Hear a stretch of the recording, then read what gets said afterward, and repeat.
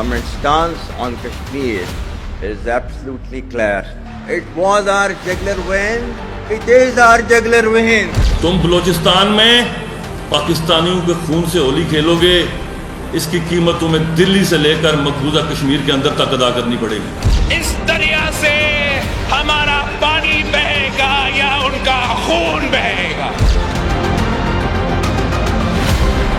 ना इधर ना उधर, सीधे मुद्दे पर नजर। और क्या है आज की खबर, आप देखना शुरू कर चुके हैं न्यूज़ 18 आपके पुनीत के साथ। तो भारत और पाकिस्तान के बीच टेंशन अपने चरम पर है। क्या युद्ध होगा, इसका सटीक जवाब कहीं से भी आ नहीं रहा, लेकिन हालात तो यही बयां कर रहे हैं कि युद्ध की संभावना पूरी बन चुकी है। इस बीच कई खबरें सामने आ रही हैं, उनका जिक्र आज के इस वीडियो में हम करेंगे। मसलन पाकिस्तान की तरफ से दी जाने वाली परमाणु हमले की धमकी, सिंधु जल समझौता रद्द होने के बाद पाकिस्तान में कहीं सूखा तो कहीं बाढ़ से हालात क्यों बन गए। पाकिस्तान यह भी दावा कर रहा है कि भारतीय एयरलाइंस का वो दिवाला निकाल देगा। इसके पीछे वो क्या कारण दे रहा है, और दिवाला निकालने का हवाला देने वाला पाकिस्तान खुद क्यों चीन के सामने हाथ फैला रहा है। और हां, अगर पाकिस्तान और हिंदुस्तान के बीच युद्ध होता है तो कौन किसका साथ देगा, इन सारे मामलों पर हम आज के वीडियो में बात करने वाले हैं। तो शुरू करते हैं वीडियो, और सबसे पहले बात कर लेते हैं अल्टीमेटम की। तो भारत में रहने वाले पाकिस्तानियों को देश छोड़ने के लिए दिया गया समय 26 अप्रैल को खत्म हो गया।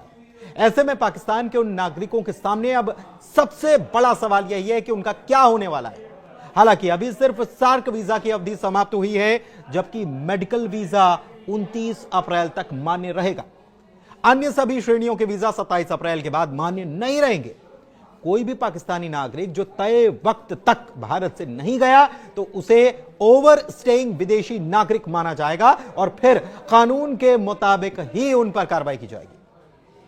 दरअसल भारत ने पहलगाम में हुए हमले के बाद 1960 की सिंधु जल संधि को निलंबित करने और अटारी वाघा सीमा चौकी को तत्काल रूप से बंद करने समेत कई कदमों की घोषणा की। इसके बाद से भारत में मौजूदा पाकिस्तानियों में देश छोड़ने की होड़ लग गई, जो कि 26 अप्रैल को रात 12 बजे ही खत्म हो गई थी। इस बीच पाकिस्तानी मंत्री हनीफ अब्बासी ने भारत को परमाणु हमले की धमकी दे डाली, जिसमें गौरी शाहीन और गजनवी मिसाइलों का जिक्र किया गया। पाकिस्तान के मंत्री हनीफ अब्बासी रेल मंत्री हैं, जिन्होंने भारत को खुलेआम परमाणु हमले की धमकी देकर तनाव को और बढ़ाने का काम किया और चेतावनी दी कि इस्लामाबाद के पास मौजूद गौरी शाहीन और गजनवी मिसाइलें और 130 परमाणु हथियार सिर्फ भारत के लिए रखे गए। अब्बासी ने आगे चेतावनी दी कि अगर भारत सिंधु जल संधि को निलंबित करके पाकिस्तान की जल आपूर्ति रोक रहा है तो उसे युद्ध के लिए तैयार रहना चाहिए, क्योंकि इस्लामाबाद उकसाए जाने पर हमला करने के लिए तैयार है। पाकिस्तानी मंत्री ने कहा कि अगर वे हमारी वाटर सप्लाई रोकते हैं तो उन्हें युद्ध के लिए तैयार रहना चाहिए। हमारे पास जो सैन्य उपकरण हैं, जो मिसाइलें हैं, वो दिखाने के लिए नहीं है। किसी को नहीं पता कि हमने अपने परमाणु हथियार देश भर में कहां रखें। मैं फिर से कहता हूं कि ये सभी बैलिस्टिक मिसाइलें आप पर टारगेट है, उन्होंने भारत के लिए कहा। अब्बासी ने भारत के सिंधु संधि को निलंबित करने के फैसले का मजाक उड़ाया और कहा कि अगर चीजें इसी तरह 10 दिन और चलती रहीं तो भारत की एयरलाइंस दिवालिया हो जाएंगी। मंत्री ने यह भी दावा किया कि पाकिस्तान ने पहले ही भारत के द्विपक्षीय व्यापार को घटाने के फैसले के परिणामों के लिए तैयारी शुरू कर दी है। यह संकेत देते हुए कि इस्लामाबाद किसी भी आर्थिक कार्रवाई का मुकाबला करने के लिए तैयार बैठा है। इधर पाकिस्तान के मंत्री की तरफ से भारत की एयरलाइंस के दिवालिया होने के हवाई बातों के बीच खबर यह भी आई कि पूरी तरह कंगाली के दौर से गुजर रहे पाकिस्तान ने चीन से 10 अरब युआन यानी कि लगभग 1.4 अरब डॉलर की अतिरिक्त वित्तीय सहायता मांगी है। यह राशि दोनों देशों के बीच पहले से मौजूद मुद्रा विनिमय समझौते के तहत मांगी गई। पाकिस्तान के वित्त मंत्री हैं मोहम्मद औरंगजेब, जिन्होंने यह जानकारी दी और कहा कि यह कदम देश के विदेशी मुद्रा भंडार को बढ़ाने और वित्तीय स्रोतों को विविध बनाने के लिए उठाया गया है। उधर सिंधु जल समझौता सस्पेंड होने के बाद अब खबर आ रही है कि पीओके में अचानक से झेलम नदी का जल स्तर बढ़ गया है, वहां पर बाढ़ के हालात बन गए। स्थानीय अधिकारियों का यह भी दावा है कि भारत ने शनिवार को बिना किसी पूर्व चेतावनी के उरी बांध से पानी छोड़ दिया। पीओके के अधिकारियों ने भारत पर जल आतंकवाद का आरोप लगा दिया। पानी छोड़े जाने से पीओके के हट्टियन बाला में जल आपातकाल की स्थिति पैदा हो गई है। नदी किनारे रहने वाले स्थानीय लोगों को सुरक्षित जगहों पर भागना पड़ा। हालांकि पाकिस्तान के दावे पर भारत की ओर से इस बारे में कोई पुष्टि या खंडन भी नहीं किया गया।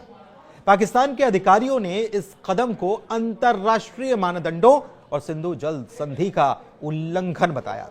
उधर हाला और धालकोट के निचले इलाकों में मध्यम बाढ़ की खबर भी है। इसमें जानवरों और फसलों को भारी नुकसान की कुछ रिपोर्ट्स भी सामने आई है। बताते चले कि एक समझौता है, इसे विश्व बैंक के द्वारा साझा नदी के पानी को कंट्रोल करने के लिए किया गया था, जिसमें कहा गया था कि दोनों देश डाउनस्ट्रीम नुकसान को रोकने के लिए पानी छोड़ने की जानकारी साझा करते हैं। आइए अब दो अहम पहलुओं पर बात करते हैं। एक तो यह कि अगर युद्ध होता है तो कौन किसके साथ खड़ा होगा, क्योंकि भारत की सीमा कई मुल्कों से लगती है। ऐसे में भारत के लिए यह काफी अहम भी है। दूसरा यह कि पाकिस्तान बात बात पर जिस परमाणु हमले की धमकी दे देता है, उस परमाणु बम का होगा क्या। तो दोनों खबरों को समझते हैं। पहले बात पड़ोसियों की कर लेते हैं। भारत के साथ पाकिस्तान समेत करीब 7-8 देशों की सीमाएं लगती हैं। भारत के पश्चिम में पाकिस्तान, उत्तर में चीन, नेपाल और उत्तर पूर्व में भूटान, पूर्व में बांग्लादेश और म्यांमार है। दक्षिण में श्रीलंका और दक्षिण पश्चिम में मालदीव की सीमाएं लगती हैं। अगर जम्मू कश्मीर की पाक अधिकृत कश्मीर सीमा को जोड़ दें तो अफगानिस्तान का कुछ हिस्सा भी भारत की सीमा से लगता है। हालांकि अफगानिस्तान की यह सीमा बड़ी विवादित क्षेत्र है और इस लिहाज से देखा जाए तो भारत पाकिस्तान में युद्ध होने से इन देशों का रुख क्या होगा, इस पर बात करते हैं। चीन की बात करते हैं। चीन और पाकिस्तान के बीच गहरे रणनीतिक संबंध हैं। खासकर चाइना और पाकिस्तान इकोनॉमिक कॉरिडोर यानी कि CPEC दोनों देशों के संबंध को और मजबूत करता है। युद्ध की स्थिति में चीन पाकिस्तान को कूटनीतिक और सामरिक समर्थन जरूर देगा, जिसमें हथियारों की आपूर्ति करना और आर्थिक रूप से सहायता करना भी शामिल हो सकता है। हालांकि भारत के साथ व्यापार और सीमा विवाद को बैलेंस करने के लिए चीन प्रत्यक्ष सैन्य हस्तक्षेप से बचेगा। भारत के लिए यह स्थिति चुनौतीपूर्ण हो सकती है, क्योंकि चीन का समर्थन पाकिस्तान की सैन्य क्षमता को बढ़ा सकता है।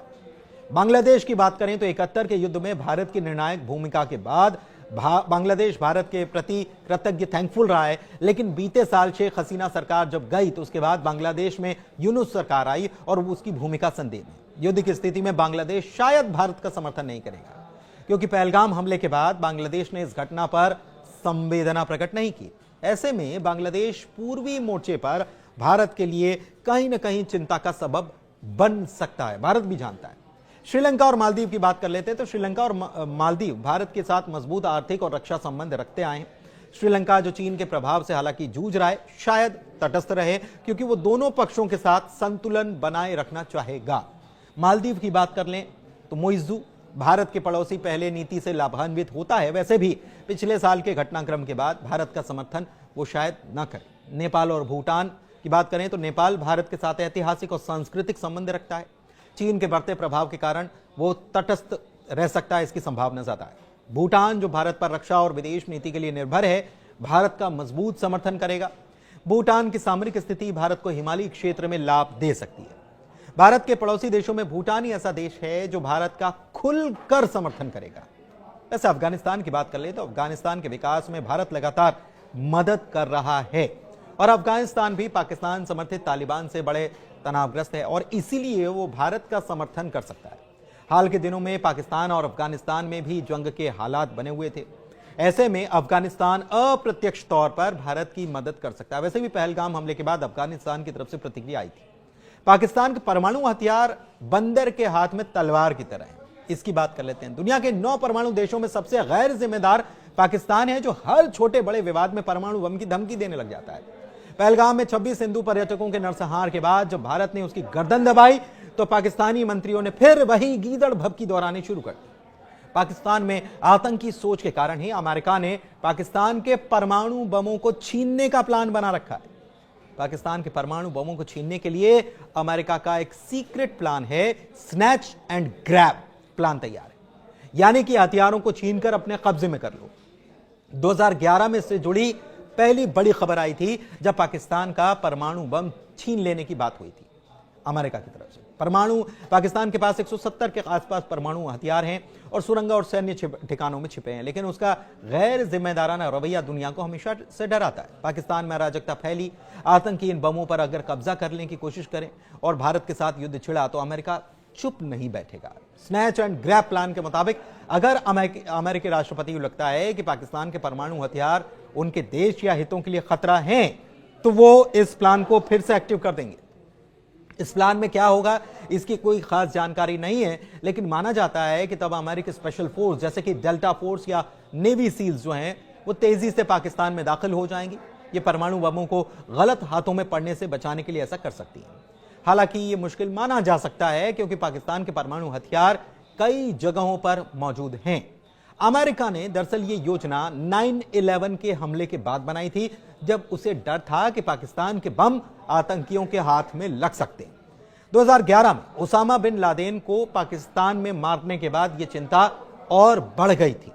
और अब एक बार फिर से, जब आपको याद होगा कि अभी हाल ही में ईरान के मामले को लेकर क्यों अमेरिका टेंशन में, अमेरिका चाहता है कि ईरान के साथ परमाणु संधि हो जाए क्योंकि उसे इस बात का कहीं ना कहीं डर है कि अगर ईरान की तरफ से परमाणु हथियार विकसित कर लिया जाता है तो न केवल मिडिल ईस्ट के लिए टेंशन वाला होगा बल्कि अमेरिका के लिए टेंशन होगा और उसके ये हथियार कहीं ना कहीं आतंकवादियों के हाथ लग सकते हैं। इसी बात को, इसी चिंता को जताते हुए अमेरिका नहीं चाहता कि ईरान अपना परमाणु कार्यक्रम जारी रखे। और इस बीच पाकिस्तान की तरफ से बार बार यह धमकियां दिया जाना अमेरिका की टेंशन को भी जाहिर तौर पर बढ़ा सकता है और हो सकता है कि इस मामले में अमेरिका स्नैच एंड ग्रैब वाली पॉलिसी को फिर से अमल में ला दे। धन्यवाद। Our stance on Kashmir is absolutely clear. It was our jugular vein. It is our jugular vein. तुम बलूचिस्तान में पाकिस्तानियों के खून से होली खेलोगे, इसकी कीमत तुम्हें दिल्ली से लेकर मकबूजा कश्मीर के अंदर तक अदा करनी पड़ेगी। इस दरिया से हमारा पानी बहेगा या उनका खून बहेगा।